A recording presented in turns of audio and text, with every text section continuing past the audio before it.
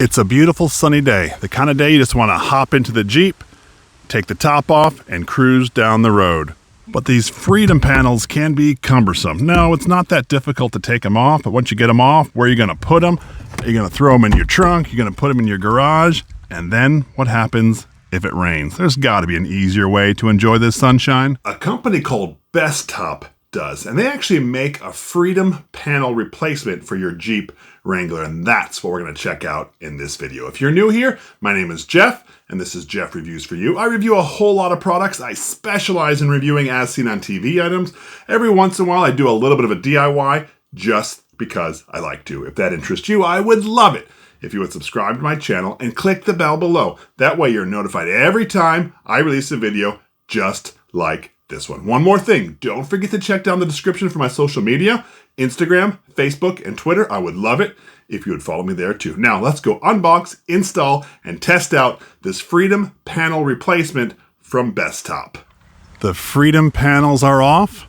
Let's take a look at our BESTOP. I have all the parts separated. You will need a T30 Torx driver if you don't have one. I opted here for the tweed look. There is a different version if you didn't like this, but I just like the way it looked. The directions tell us we have about a 1 hour install time, so let's do that right now. Step one is pretty simple. We're just putting on the side rails, and we're going to be installing the bolt that goes here on the front. We also will be prepping the back here. We have to cut a piece of our liner just to fit the bolt through, but that actually moves on to step two. But you only have to cut this if you're the 4-door Jeep. The 2-door Jeep should have this cut around already, similar to this is up front.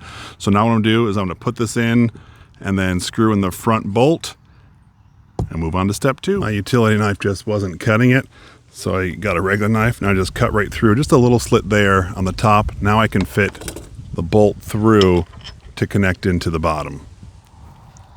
As you can see, we have the front bolt on the left and the right side. I made sure my BESTOP went into the factory fitting and weather stripping here on both sides, just to try to keep it as watertight as possible. You did see where we cut into this piece right here on the top and the bottom, just so we can fit the bolt through, but now we have to go put the actual top on before we can put in the back bolts. The directions recommend having 2 people put the deck assembly on, and although I was able to do it by myself, it was kind of difficult stretching it across without hitting the top, so I would agree that having 2 people would be easier than 1, but you are able to do it by yourself. So I tried lining up the molding here. Now what we're going to do is we are going to put in the bolts to this part through that part we cut and tighten it down to finish off this step. Looking cool. Just so you can get a top view of what we're doing, we're taking this bolt going through the BESTOP deck, through our bar here, down to the bottom and connecting it under. You can use a screwdriver underneath to try to line up the holes. So we're going to install that now. So I was able to get this to go through all the layers. The most cumbersome part was getting it to come through the material on the bottom to go into the bottom here of the BESTOP. I think it would have been better if this bolt here was a little longer, because you're just catching the threaded part down here only a little bit. Now, I will adjust this and tighten it down when they tell me, but that's just one thing I think they could have done to make it better.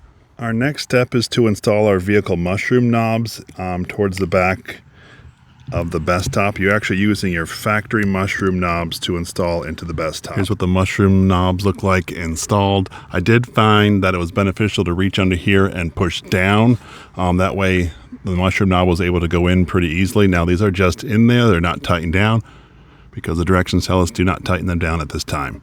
Now I'm going to take this bolt labeled M6 and we're going to stick it right up on in here and tighten it down. This is the one time we are allowed to tighten it down all the way, and you actually are going to need your Torx driver for this one.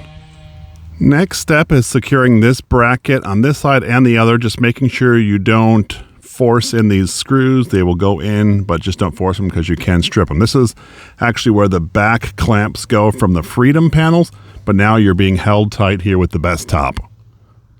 The clips are tied in on both sides. Now the directions tell us to tighten down all 4 of these pieces, including the mushroom pieces there. So let's do that, and then we put the top down. Now that all our bolts are tightened, we can throw the top and tighten it down. Doesn't that look sweet? When your top's all installed, make sure you have the weather seal pushed down in here. The directions tell you that you can actually push it down now. I've been looking at this along the way, just making sure it was down. But if it wasn't for you, just make sure you push it down, because then you create a weather-tight seal. Let's put the top back. You can see my sun visor's already over. Pull this up, unclipped. Come to this side, pull it up, and watch this. Awesome! And just as easy it was to open, you can bring it back down. Pull this back, put the clip down, and snap in. Come to this side, pull it back, put the clip down, and, oop, missed it, and snap in. Done. So, what are your thoughts of this Freedom Panel replacement?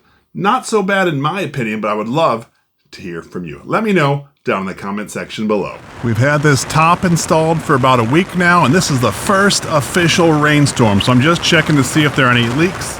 It looks pretty decent. I don't notice anything. I'm excited about that. Back here looks pretty good too. I don't see any drips or see any water. Looks good. I've been sitting here for about 10 minutes and I noticed water droplets starting to form right here, and of course they're dripping down here. That being said, this wasn't completely watertight before. When I had my Freedom tops on, I would notice puddles or at least water down in the rug mats. So I'm not too upset about that. In my opinion, the worst part of this design is this gutter here where it stops short and just pours there. Watch what happens when I open the door. This water just pours right in. I wish that thing extended longer. You can see right here, the factory drip edge goes all the way up here to the door. In this video, we were looking at the best top replacement for our Jeep Wrangler Freedom Panel. So what did I think about it? Well, first things first, that price point was really, really high, but I did do a little bit of research and it sort of fell in line with the other tops for the Jeep Wrangler, which I guess is okay because you want something that's halfway decent as the roof of your vehicle. All right, so the ease of install took under an hour. I love that it used the factory ports and holes and such. A little bit of modification for the 4-door where I had to cut through the foam wrapping around the poles, but that was okay. It installed, and I really, really love that I can throw it open and close it in about 20 seconds. Sometimes I'm actually sitting at a stoplight and it's really hot, so I'll throw the top down, and when that turns green, I'll push it back up and continue on my way. I was kind of disappointed with how this responded in the rain. Now, don't get me wrong. When I had my regular factory Freedom panels in, I would see some moisture coming in during the rain. I definitely saw them in the bottom of my WeatherTech floor liners, but this almost let in just a little bit more, and also that gutter line, how it's about 2 inches short. That to me is something that I think that BESTOP could change to make this a whole lot better. Now, this is a 4-season roof, so I will leave it on through the winter, and I'll post updates as necessary down in the description. This is Jeff with Jeff Reviews for You. As always, thanks for stopping by, and I hope you have a great day. This is the view you get of the BESTOP when it's open. I've not had any troubles with it when I'm driving. It just seems to stay put. Now, they do have Velcro straps that you can put on there to hold it tight. I just don't use them. I really do appreciate that you stayed around for my entire review where I installed and tested out this BESTOP replacement for your Jeep Wrangler Freedom panels. If this is something that interests you, I will leave a link down in the description, both for the BESTOP that I purchased. Also, there's a different one that made out of a little different material that's a little less expensive.